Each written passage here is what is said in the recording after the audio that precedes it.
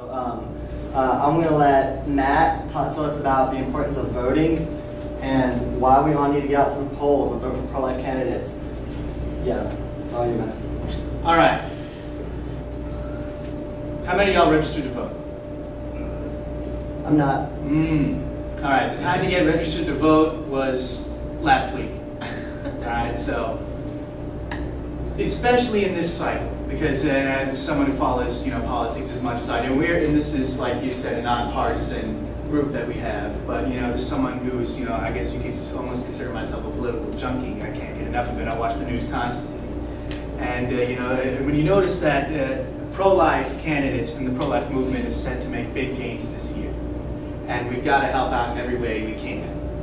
Now it's probably, I've already voted via absentee in my home district. I live back in Durham. It's probably too late to do that now. Now you're going to want to go to the Pitt County Board of Elections and talk to them, and you probably want to have to actually drive down there. And you want to get registered to vote. I mean, there are organizations you can talk to. I mean, you could probably talk to either the college Republicans or the college Democrats on campus. And because even though they're at odds with each other, they're both trying to get people one of their main goals is to get students registered to vote. So you can seek those groups out and talk to them. And now, about specifically who to vote for, the issue of life must be considered the top priority. That's right. Everything else is secondary. There are other definitely important things like the economy and the environment, and those definitely are important issues which deserve a lot of concern. But life, everything else is meaningless compared to it. Really, what use is caring for the environment if we can't the people aren't there to enjoy it. It means nothing. What purpose is economics and making money and being able to earn a paycheck if you can't earn a paycheck because you're dead? I mean, it's just not feasible. Now, I urge you to look at your ballots and the races that are up. You're probably going to see in this cycle, you're going to see a Senate race in this state. You're also going to see the United States congressional district for the district you're voting in. I believe Greenville is split between two congressional districts. I think it's the 1st and the 3rd. And that depends on where you are in Greenville and Pitt County. Pitt County is sort of divided into two two congressional districts. So depending on where you are, you're going to be able to pick one of those. You're going to see a lot of state house and state senate races, which deal with just local North Carolina, the North Carolina General Assembly that's based in Raleigh. And you're also probably going to see a lot of district court, court of appeals, Supreme Court races. You're going to see some sheriff races.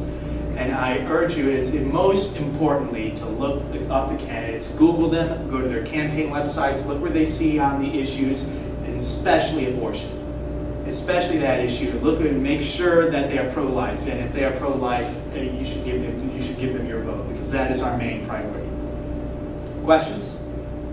So do you know who is it that's in the Greenville district that we should vote for? Okay, well there are two different races going on in Pitt County. In the 1st congressional district, you have the incumbent Democrat G.K. Butterfield running against Republican Ashley Woodard. Yeah. And Ashley Woodard is the pro-life candidate in that race. Okay. And in the 3rd congressional district, you have incumbent Walter Jones, who is a Republican. I'm not sure of his Democrat opponent, but I do know that Walter Jones is pro-life. Yeah, I've met him before. Yes. You've met him before? Mm-hmm. Okay, all right. Yeah, I know that for a fact as well. Because again, you Google, you look at the campaign websites, you look at the positions. We're still a nonpartisan race, and you can't really. I'm not saying you have to endorse any candidate. You can if you want to, but that's not why we're here. But the main thing you want to do is just be informed. Keep definitely. You should probably all. I don't know how much y'all like to watch the news. Like I said, I can't get enough of it. I watch it all the time because I like to stay informed. It's my thing. But I urge you to at least devote a little time to getting informed of what's going on with the world. This is specifically what's going on with the pro-life movement today, and the progress it's making in the political and legal systems. Because there is definitely progress being made, and it's measurable, and we can see it. In fact, in 2009, a Gallup poll was done that found for the first time, since the enactment of Roe v. Wade, that more people identify themselves as pro-life than pro-choice in both genders. First time that ever happened. And so the tide is turning. The tide is turning. And really, in this election cycle is must go out and vote. It is so critical to do this now, because this is our shot. This is our chance to really get some good, solid pro-life candidates in public office, and we can't pass this up. In this kind of a cycle, is one of the most important times to do that. Any questions? No, that's pretty straightforward. Thank you so much, Matt. All right. And all right. Thanks so much. No problem. All right. That's it.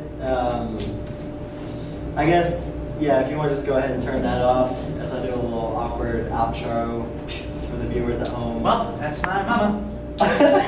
Yeah. But yeah, what did you turn it off? Or is it still awkward?